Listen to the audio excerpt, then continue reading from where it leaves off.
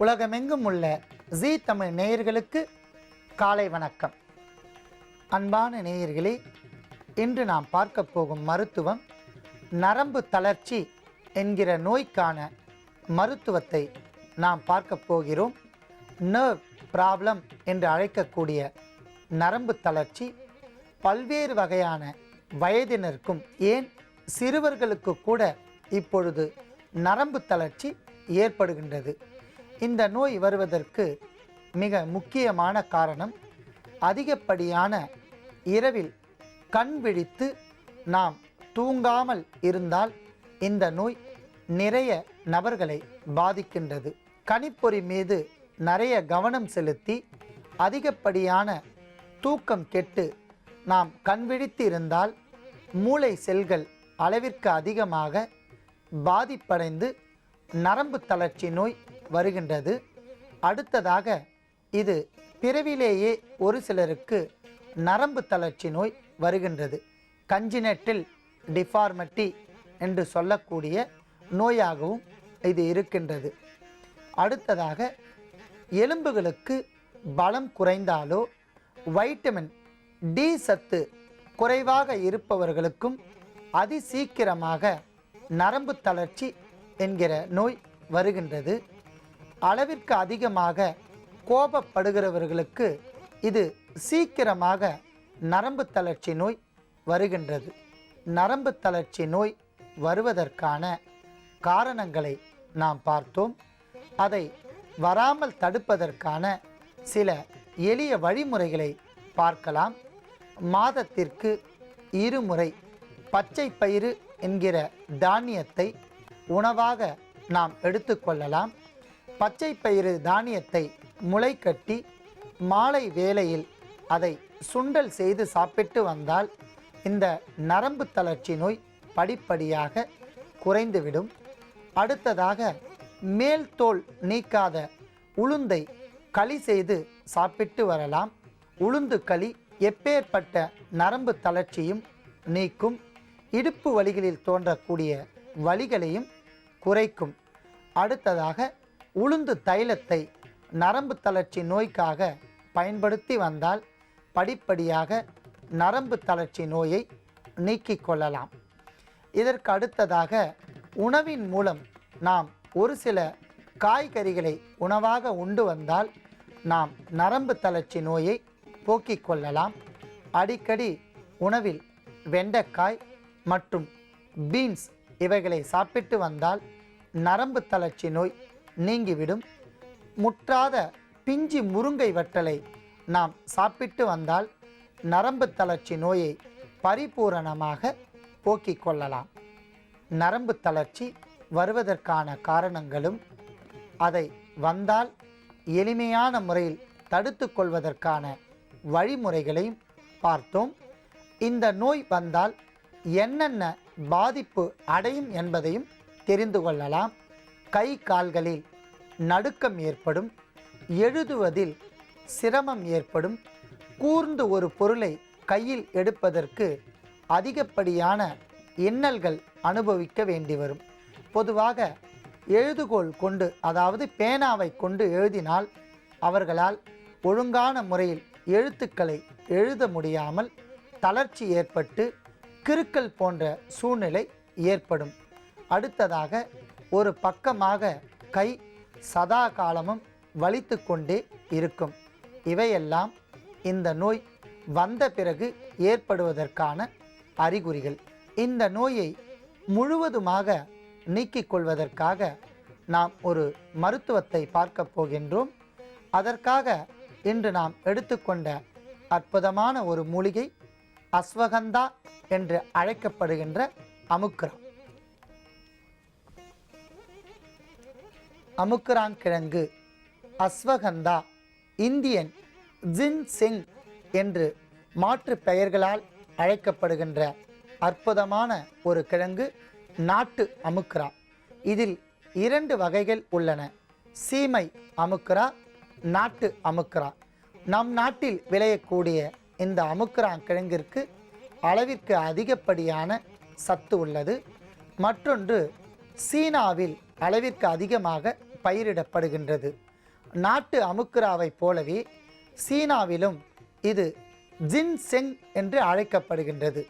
இது நரம்பு தளர்ச்சியை போக்கும், உடலுக்கு அழகும் வலிமையை தரும், வயதான காலத்தில் வருகின்ற மூட்டு வலி, மூட்டு வாதங்களை போக்கும், குறிப்பாக மூட்டு பகுதிகளில் ஏற்படுகின்ற வீக்கங்களை படிப்படியாக தணித்து கொள்ளலாம் இதை பயன்படுத்தினால். அடுத்ததாக சர்க்கரை நோயாளிகளுக்கு உடல் பலம் குறைவாக இருக்கும். அவர்கள் அமுக்குராங்கிழங்கை பயன்படுத்தி வந்தால் உடலுக்கு ஆரோக்கியம் கிடைக்கும். ஆண்களுக்கு விந்தணுக்கள் குறைவாக இருந்தால் அமுக்குராங்கிழங்கை கொண்டு சூரணம், லேகியம், பஸ்பம் இவற்றை செய்து சாப்பிட்டு வந்தால் ஆண்களுக்கு விந்தணுக்களினுடைய எண்ணிக்கை அதிகரிக்கும். ஒலிகியோஃபோமியா, இம்பொட்டன்சி என்று சொல்லக்கூடிய மலட்டுத்தன்மையை இதன் மூலம் போக்கிக் கொள்ளலாம். மேலும் முதுகு தண்டுவட பாதிப்பு உடையவர்கள் அமுக்குராங்கிழங்கை தினந்தோறும் 1 முதல் 2 கிராம் வரை தேனில் பயன்படுத்தி வந்தால் தண்டுவட பாதிப்பு நீங்கிவிடும். கை கால்களுக்கு ஒரு பலம் கிடைக்கும். தினந்தோறும் அமுக்குராங்கிழங்கினால் செய்யப்பட்ட சூரணத்தை உண்டு வந்தால் நரம்பு தளர்ச்சி நீங்கி முகவாதம், பெல்ஸ் பால்சி என்று அழைக்கப்படுகின்ற முகவாத நோய் முழுவதுமாக நீக்கிக் கொள்ளலாம். மேலும் சதா காலமும் உடல் பலவீனமாக இருப்பவர்கள் அமுக்குராங்கிழங்கு பொடியை நாட்டு பசும்பாலில் பயன்படுத்தி வந்தால் உடலுக்கு அதீத பலமும் புத்துணர்ச்சியும் மூளைக்கு சுறுசுறுப்பும் ஏற்படும். அத்தனை மகத்துவமான இந்த கிழங்கையும் நாம் எடுத்து வைத்துள்ளோம். அடுத்ததாக நாம் எடுத்துக்கொண்ட பொருள் நீர்முள்ளி விதை. மிக சிறந்த அற்புதமான ஒரு கிருமி நாசினி. நீர்ப்பாங்கான இடங்களில் நீர்முள்ளி செடி தான் தோன்றித்தனமாக தாராளமாக வளர்ந்திருக்கும். 1 அடி முதல் 2 அடி வரை வளரக்கூடிய இந்த செடி நீர்ப்பாங்கான இடங்களில் சில ஊதா வண்ணத்தில் பூத்து குலுங்கக்கூடிய அற்புதமான பூக்களையும் ரோஸ் வண்ணத்தில் பூக்கக்கூடிய ஒரு மூலிகையாகும். இதை பயன்படுத்தினால் நரம்பு தளர்ச்சி நீக்கிக் கொள்ளலாம். ஆண்மைத்தன்மை, குறிப்பாக உடலில் சப்த தாதுக்களும் அற்புதமான முறையில் வேலை செய்யும். நரம்பு தளர்ச்சி நீங்கும். கை கால்களில் தோன்றக்கூடிய அசதிகள் பூரணமாக நீங்கிவிடும் என்பதால் நாம் நீர்முள்ளி விதையும் எடுத்து வைத்துள்ளோம். அடுத்ததாக நாம் எடுத்துக்கொண்ட பொருள் நாட்டு பசும்பால். நாம் பல்வேறு நிகழ்ச்சிகளில் நாட்டு பசும்பாலின் மகத்துவத்தை வலியுறுத்தி வருகின்றோம். ஏனென்றால் கலப்பின மாடுகளால் பெறப்பட்ட பாலுக்கு அளவிற்கு அதிகமான சக்தி கிடைக்காது. ஆனால் நாட்டு பசும்பால் பல்வேறு வகையான புரதச் சத்துக்கள், உயிர் சத்துக்கள் கொண்ட அற்புதமான ஒரு பாலாகும். இதை பருகி வந்தால் கால்சிய சத்து உடலில் அதிகரிக்கும். மூட்டு வலி, முழங்கால் வலி மற்றும் உடல் அசதி இவையெல்லாம் போக்கிக் கொள்ளலாம். ஆகையால் நாம் நாட்டு பசும்பாலையும் எடுத்து வைத்துள்ளோம்.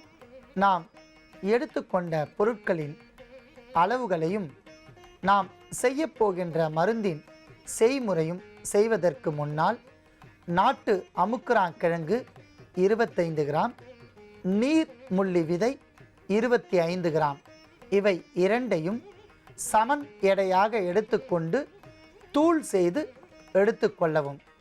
தூள் செய்து எடுத்துக்கொண்ட பொருளுடன் நாம் செய்யப்போகின்ற மருந்தின் செய்முறையும் சிறிது இடைவேளைக்கு பிறகு பார்க்கலாம். அன்பான நேயர்களே, நாட்டு அமுக்குராங்கிழங்கு 25 கிராம், நீர்முள்ளி விதை 25 கிராம், இவை இரண்டையும் சமன் எடையாக எடுத்துக்கொண்டு அரைத்தெடுத்த பொடியை தனியாக நாம் வைத்துள்ளோம்.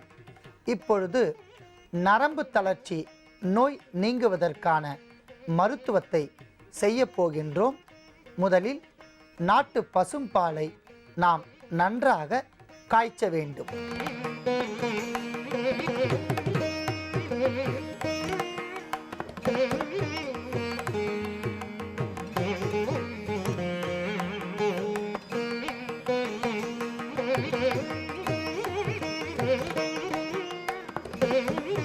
நன்றாக கொதித்து கொண்டிருக்கின்ற நாட்டு பசும்பாலில் நாம் அரைத்தெடுத்த பொடியை ஒரு தேக்கரண்டி அளவிற்கு சேர்க்கவும்.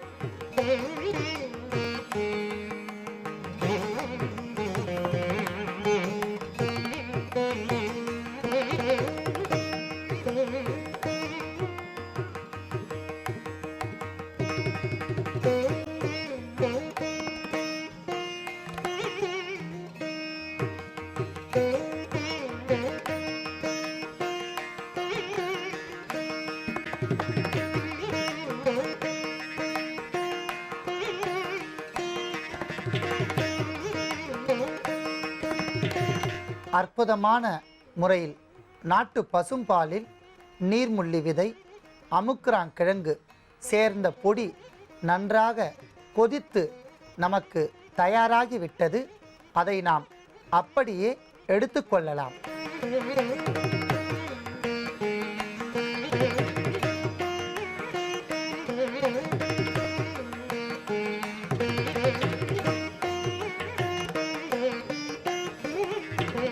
நாம் அப்படியே எடுத்துக்கொண்ட இந்த பாலை நரம்பு தளர்ச்சி என்கிற நோய் உடையவர்கள் காலை மாலை இருவேளையும் உணவு உண்ட பிறகு ஒரு அரை மணி நேரம் கழித்து இதை தயாரித்து பருக வேண்டும்.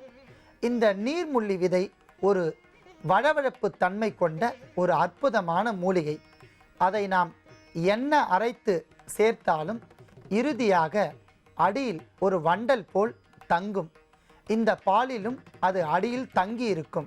ஆகையால் இந்த பாலை பருகிவிட்டு மீதி அடிப்பகுதியில் இருக்கும் அந்த நீர்முள்ளி விதை வண்டலையும் சேர்த்து சாப்பிட்டு வந்தால் உடலுக்கு ஒரு ஆரோக்கியம் கிடைக்கும். நரம்பு தளர்ச்சி நோய் படிப்படியாக நீங்கும். பாதிப்பு அதிகமாக இருப்பவர்கள் அரை மண்டலமும் 24 நாட்கள், குறைவாக இருப்பவர்கள் கால் மண்டலம் 12 நாட்கள் தொடர்ந்து பருகி வந்தால் கை கால்களில் வலி முழுவதுமாக நீங்கி நரம்பு தளர்ச்சியும் கை கால் நடுக்கமும் முழுவதுமாக நீங்கிவிடும். மிகவும் எளிமையான முறையில் நாம் தயாரித்த இந்த மருத்துவத்தை நோய் உடையவர்கள் பயன்படுத்தி நோயின்றி வாழ வேண்டுகிறேன். அன்பான நேயர்களே, நாம் அமுக்குராங்கிழங்கை கொண்டு இடைவேளைக்கு முன்பாக நரம்பு தளர்ச்சி என்கிற நோய்க்கான அதே அற்புதமான ஒரு மருத்துவத்தை செய்தோம். இப்பொழுது உடல் பலவீனமாக இருப்பவர்களுக்கான ஒரு மருத்துவத்தை நாம் செய்ய போகின்றோம். பொதுவாகவே உடல் பலவீனம், இந்த நோய் இருந்தால் உடலில் சப்த தாதுக்களும் படிப்படியாக குறையும். அன்னமய கோஷம், பிராணமய கோஷம் என்று சொல்லக்கூடிய உள் உறுப்பு பகுதிகளில் நீர்ச்சத்தும் திரவச்சத்தும் படிப்படியாக குறைந்து உடலில் பலவீனம் அதிகரிக்கும். கை கால்களில் வலி தோன்றி சதா காலமும் படுத்த படுக்கையாக மாறிவிடுவார்கள். அவர்கள் பரிபூரணமாக உடலை தேற்றி உடலுக்கு போஷாக்கு தரக்கூடிய அற்புதமான ஒரு மருத்துவத்தை பார்க்கலாம். அதற்காக நாம் எடுத்துக்கொண்ட ஒரு அற்புதமான மூலிகை அமுக்குரா. அமுக்குராங்கிழங்கு நரம்பு தளர்ச்சி, மூட்டு வலிகள் மற்றும் உடல் பலவீனம் இவற்றையெல்லாம் போக்கி ஒரு புத்துணர்ச்சியை தரக்கூடிய ஒரு அற்புதமான மூலிகை என்பதால் நாம் அமுக்குராங்கிழங்கையும் எடுத்து வைத்துள்ளோம். அடுத்ததாக நாம் எடுத்துக்கொண்ட பொருள் வேர்க்கடலை. இதை நிலக்கடலை என்றும் அழைப்பார்கள். அதீத சத்து உள்ளது. புரோட்டீன், கார்போஹைட்ரேட் சத்து கொண்ட அற்புதமான ஒரு பொருள். நரம்புகளுக்கும் எலும்புகளுக்கும் பலம் தந்து பலவீனமாக உள்ள உடலை போஷாக்காக மாற்றக்கூடிய அற்புதமான ஒரு பொருள் வேர்க்கடலை. எண்ணெய் சத்து மிகுந்த ஒரு கடலை என்பதால் நாம் வேர்க்கடலையும் எடுத்து வைத்துள்ளோம். அடுத்ததாக நாம் எடுத்துக்கொண்ட பொருள் பிஸ்தா பருப்பு. இது மிக சிறந்த உடலுக்கு தாது பலத்தையும் பலவீனத்தையும் போக்கக்கூடிய ஒரு பொருள். முந்திரி, பாதாம், பிஸ்தா இவை மூன்றுமே தாது பலத்தையும் பலவீனத்தையும் போக்கக்கூடிய அற்புதமான ஒரு ஆற்றல். அளவோடு பயன்படுத்தினால் மிக சிறந்த நன்மை தரக்கூடிய ஒரு பருப்பு. சிறு கசப்போடு இருக்கக்கூடிய பிஸ்தா பருப்பு ஒரு கிருமி நாசினியும் கூட. பலவீனமாக யார் இருந்தாலும் தினந்தோறும் 5 கிராம் அளவிற்கு பிஸ்தா பருப்பை சாப்பிட்டு வந்தால் பலவீனம் நீங்கி உடல் தேரும் என்பதால் நாம் பிஸ்தாவையும் எடுத்து வைத்துள்ளோம். அடுத்ததாக நாம் எடுத்துக்கொண்ட பொருள் நாட்டு பசும்பால். உடலம் தேற்றி என்று பெயர். பலவீனமாக இருப்பவர்களுக்கு ஒரு உடலுக்கு புத்துணர்ச்சியும் போஷாக்கும் தரக்கூடிய அற்புதமான ஒரு பால் நாட்டு பசும்பால். ஆகையால் அதையும் நாம் எடுத்து வைத்துள்ளோம். இப்பொழுது நாம் அமுக்குரான் கிழங்கு 25 கிராம், வேர்க்கடலை 10 கிராம் மற்றும் பிஸ்தா பருப்பு 10 கிராம், தேவைப்பட்டால் 5 கிராம் முந்திரி மற்றும் பாதாம் பருப்பை சேர்த்து கொள்ளலாம். இல்லை என்றால் இவை போதுமானது. இவை மூன்றையும் சேர்த்து நன்றாக அரைக்க வேண்டும். அற்புதமான முறையில் பொடியை நாம் தனியாக அரைத்து வைத்துள்ளோம். உடல் பலவீனமாக இருப்பவர்களுக்கான மருந்தை செய்ய போகின்றோம். முதலில் 100 மில்லி அளவிற்கு நாட்டு பசும்பாலை நாம் நன்றாக காய்ச்ச வேண்டும்.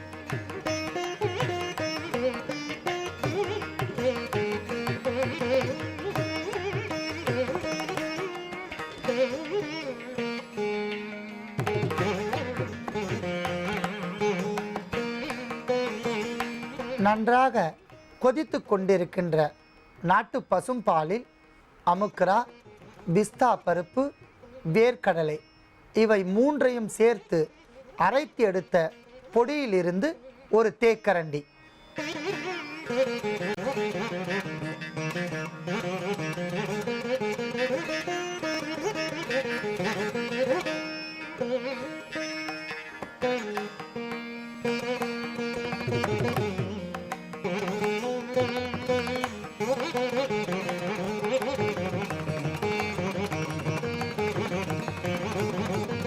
அற்புதமான முறையில் பொருட்கள் சேர்ந்த நாட்டு பசும்பால் கொதித்து தயாராகிவிட்டது. அதை நாம் வடிகட்டாமல் எடுத்துக்கொள்ளலாம்.